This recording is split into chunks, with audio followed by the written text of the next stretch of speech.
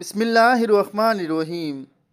تنگ اور گندا لباس پہننے والی عورتوں کے لیے حضرت ابو ہریرہ رضی اللہ تعالیٰ عنہ سے روایت ہے، رسول اللہ صلی اللہ علیہ وآلہ وسلم نے فرمایا، جہنم میں جانے والی دو قسمیں ایسی ہیں جو میں نے ابھی تک نہیں دیکھیں۔ ان میں سے ایک وہ لوگ جس کے پاس بیل کی دمبوں کی طرح کوڑے ہوں گے، جن میں سے وہ لوگوں کو یعنی ریا ماریں گے۔ دوسری قسم ان عورتوں کی جو کپڑے پہننے کے باوجود ننگی ہوتی ہیں، مردوں کو بہکانے والیاں، خود بہکنے والیاں، ان کے سر بختی اور اونٹوں کی کوہوں کی طرح بالوں میں اونچے اونچے جوڑے لگانے کی وجہ سے ایک طرف جھکے ہوں گے۔ ایسی عورتیں جنت میں جائیں گی نہ جنت کی خوشبو سونگھ سکیں گی، حالانکہ جنت کی خوشبو طویل مسافت سے آتی ہے۔